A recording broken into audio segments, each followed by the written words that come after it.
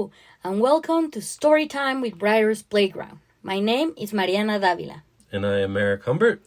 And we are your hosts. Thanks so much for joining us.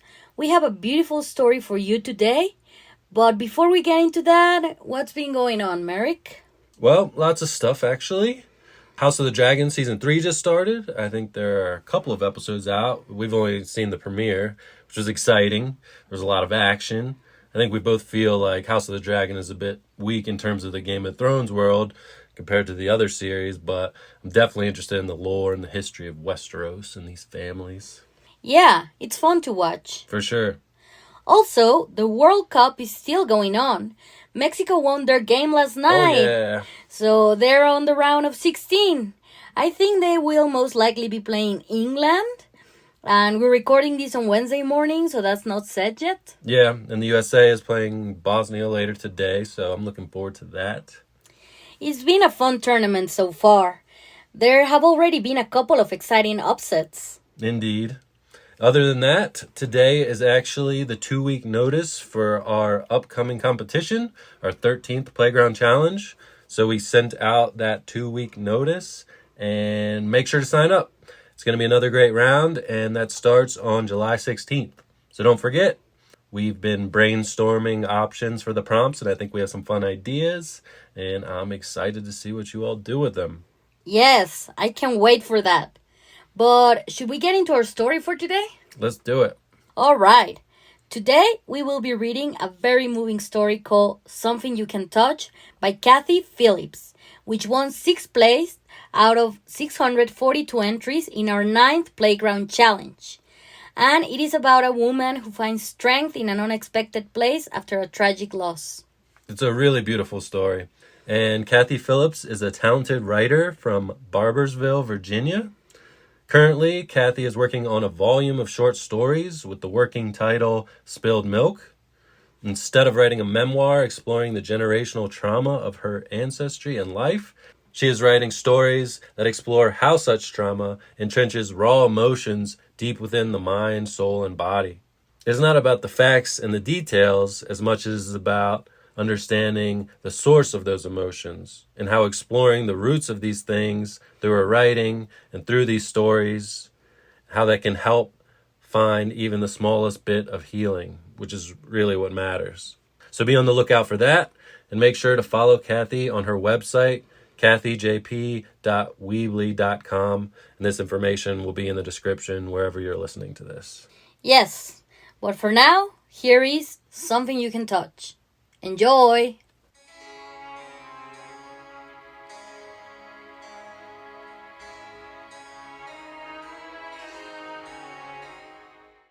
Something You Can Touch by Cathee Phillips. It was the early days of autumn, and the trees were shedding their leaves like bad habits, slowly, reluctantly. They resisted the morning air, which forecast a cold winter. He, too, felt the coming frigid days. Standing in the doorway of the old Route 66 motel room, he lit an unfiltered Pall Mall and noticed that the first A in vacancy had burned out overnight to join the V and Y in darkness. Cank, he said aloud, making both C's hard. A wasp flew by, investigating his cigarette smoke. He was not afraid of wasps, or bees, or hornets for that matter. He inhaled deeply and blew a huge circle of smoke towards the wasp's nest hanging from the eave. He cleared his throat and pulled his flask out of his shirt pocket. Time for breakfast. A fly hovered near his cheek, and a crow called in the distance. He swatted away the fly and went back inside, closing and locking the door behind him. A few minutes later, a gunshot rang out. The ensuing silence was broken only by the sound of sirens coming nearer and nearer. He called 911 himself before he did it, the motel manager said. I called when I heard the gunshot, but the police were already on the way. It was too late. Nothing could have been done. Was he acting strange? The woman's voice broke. I don't mean to offend you, but this is not his kind of place. My stepfather likes things clean, orderly. No offense. She held on tightly to the edge of the front counter. I mean, he must have said something to you. All he said was thanks when I gave him the room key. Do Do you know how he got here? Where is his car? Was anyone with him? He didn't have a car. People usually walk or ride the bus. She showed the manager a photo of her dad. Are you sure it was him that checked in? Are you sure he was alone? It's just that he had told me he was leaving to visit my daughter and see his first great-grandchild. This motel is in the wrong direction. Nothing makes sense. His eyes flicked over the wallet-sized photo of a white-haired man and a young woman at a college graduation. Some of these were harder than others. He sighed. He was alone. Can I see the room?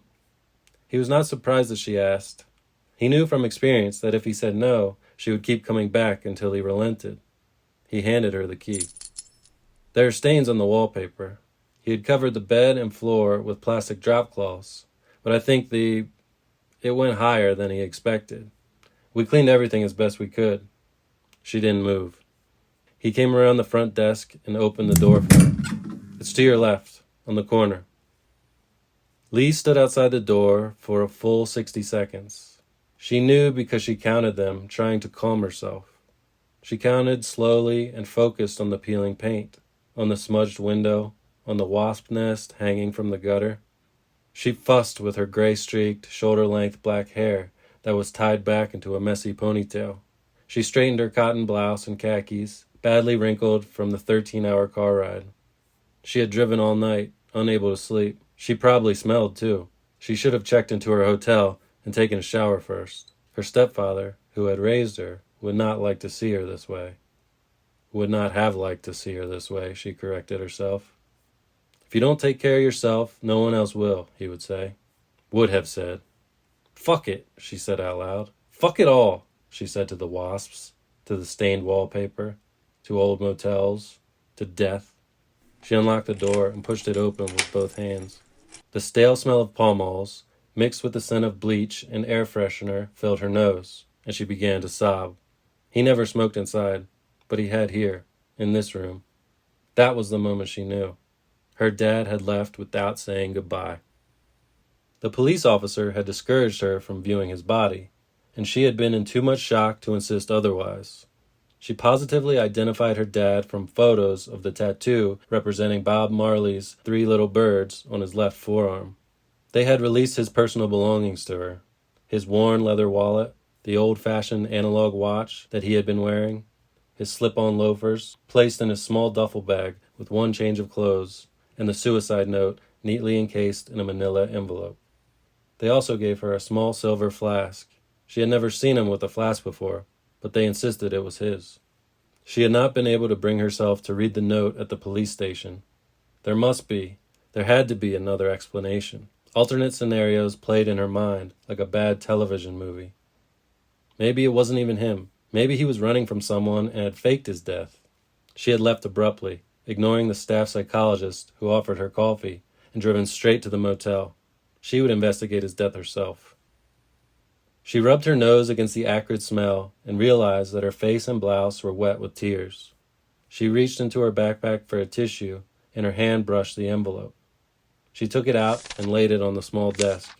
She cranked open the front window to allow fresh air to flow through the screen.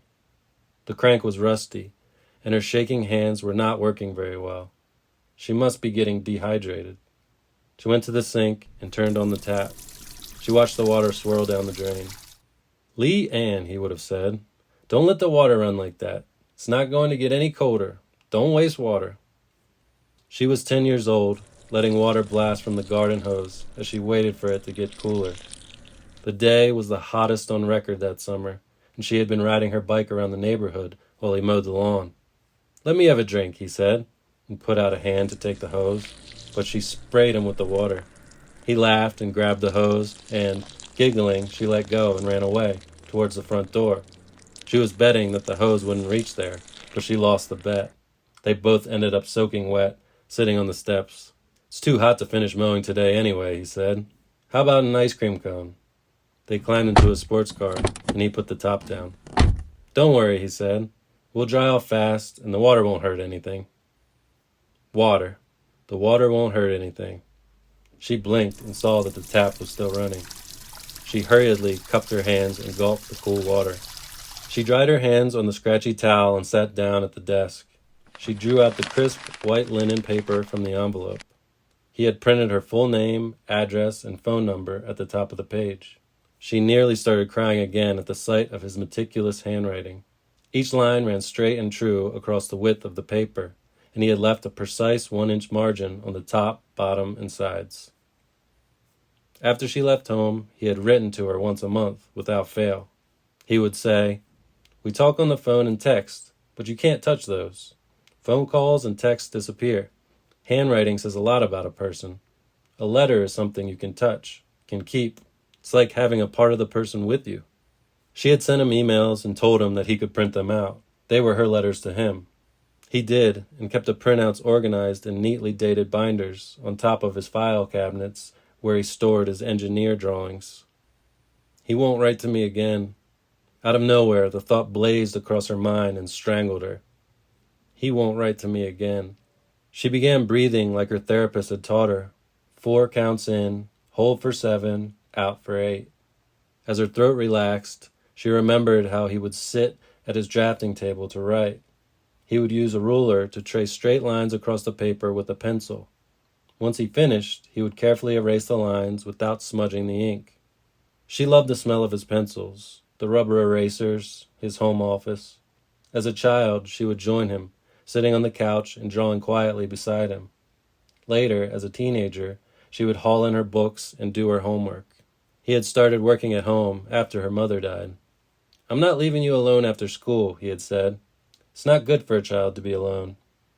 In high school, though, those afternoons became rarer. She would hang out with friends or attend after-school activities, but she knew he would be waiting in his office. The angry buzzing of a wasp drew her back to the present. It was trying to get in through the screen. "Go away," she said firmly to the wasp. "Read the note," she said even more firmly to herself, and held the sheet so that the afternoon light increased the contrast between the black ink and the white paper. "Dearest daughter, what I have done, I did because it was the best for both of us. We watched your mother suffer together. She died too long and too young. I could not bear for you to watch me decline and become less than myself. I could not bear to see your face when I told you that I had been diagnosed with Alzheimer's. I could not bear to be a burden to you. I've disposed of my things. The house and car have been sold, and the money is in a bank account under your name. I put your letters, your childhood things, my artwork, and the filing cabinets with my drawings in the storage unit with your mother's things. It's paid up for 2 years. You can take your time sorting through everything, which I hope may provide healing for you.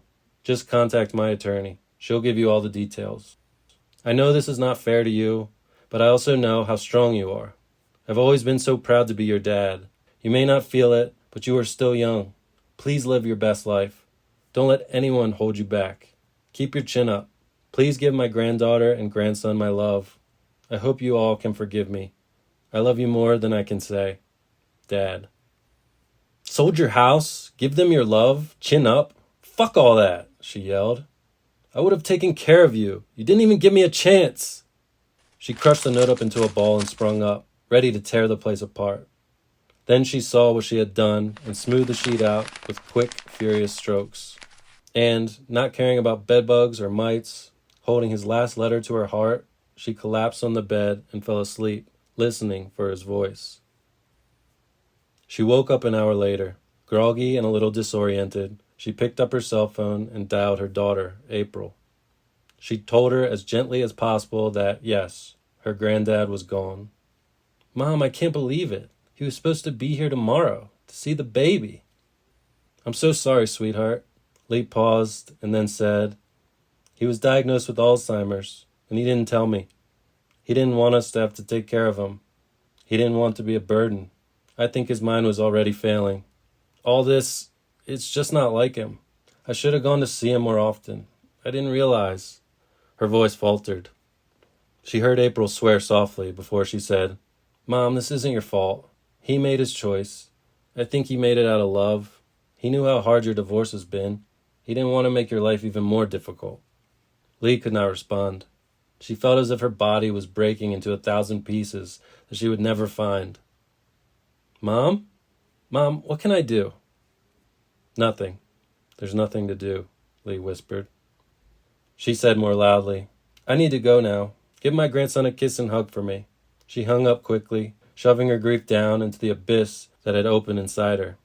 She reached into the side of her backpack to get the flask that she had never seen before today. Chin up, is it, Dad? She said. Bottoms up. She took a big swig of bourbon. She drained the flask and called his attorney, who spoke in a tightly controlled voice. No, he did not tell me that he was planning to take his own life. I thought he was moving into assisted living. He did not leave a letter. He didn't even have a will. He didn't need one. All the money is in your name. I thought you knew about everything. I'll email you the information. I'm so sorry for your loss. Please let me know if there's anything I can do.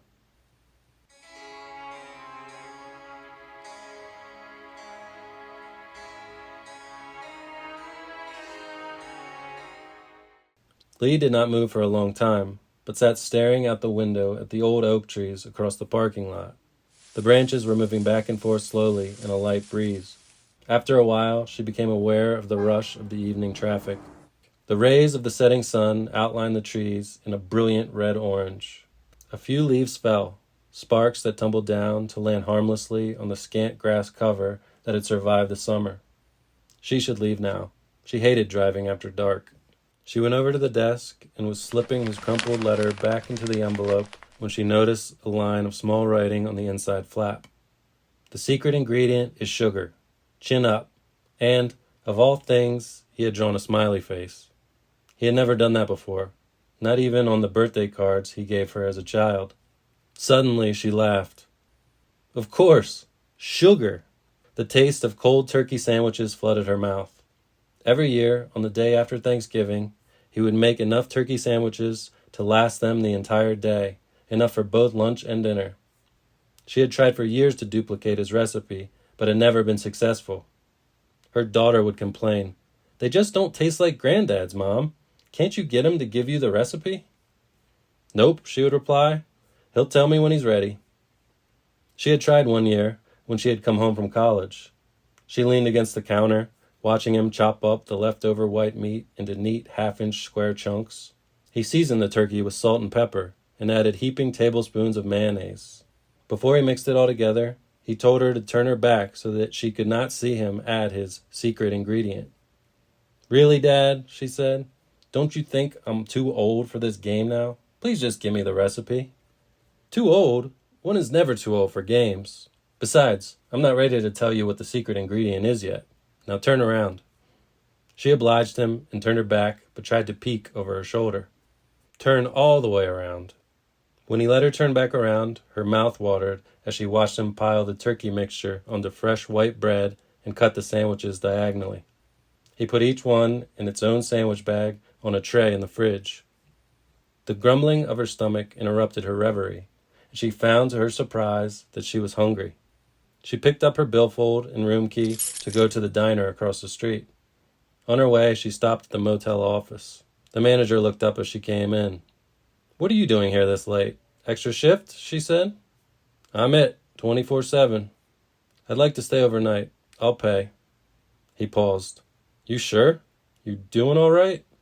No offense, but I don't want to hear any sirens tonight. She nodded her head. Oh, I'm not doing so great. That's going to take a while, but I promise that I'll be alive in the morning. We're just not done talking yet. He raised his right eyebrow at her. Never mind, she said, laying cash on the counter. See you in the morning. She frowned at him. He seemed worn down, exhausted. I'm running across the street to the diner. I'm in the mood for a turkey sandwich and a side of sugar. Want some? Confused, he shook his head and said, No, but thank you. Thank you for letting me see the room. Keep your chin up, okay? Her eyes glistened with tears, but she smiled at him, and he smiled back. Outside, the house sparrows chirped to each other, nestled in the glowing boughs.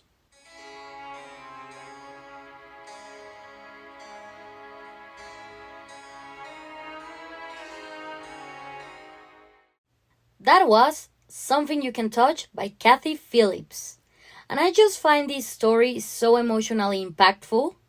Cathee does such a great job pulling the reader in and making me feel close to this character as she just experienced this incredibly traumatic loss. What a terrible thing to have to go through. Yeah, and there are so many layers to it. Such interesting complexity to the situation. There's the baseline of losing a parent, which is difficult in and of itself. But then there's the complexity of it being a suicide. And as horrible as that is, you can kind of understand his reasoning.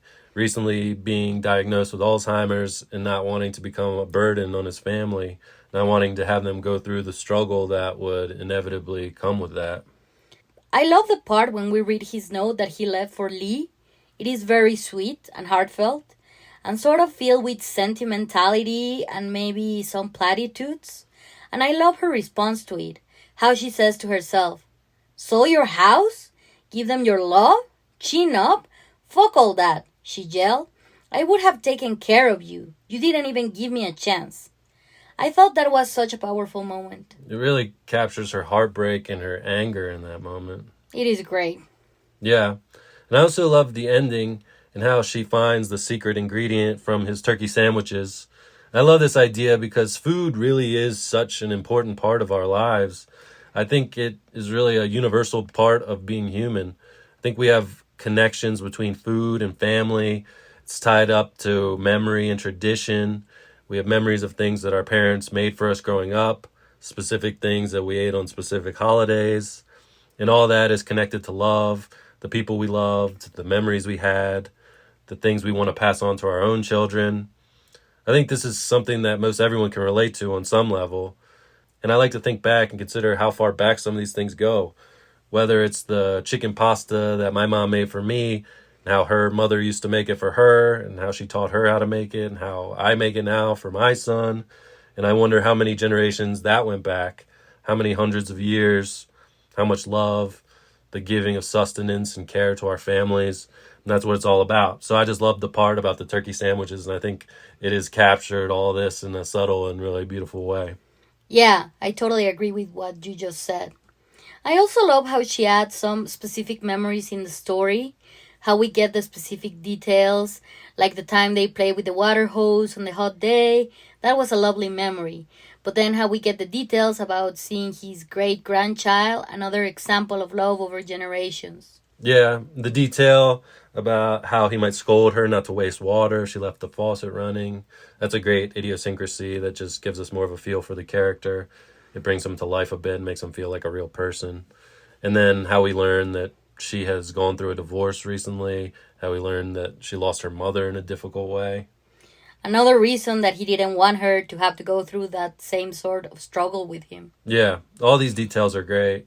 We get a clear picture, but in a subtle way, that this family's been through a lot, but that they're a loving family, and it's a beautiful story. It gets me a little choked up.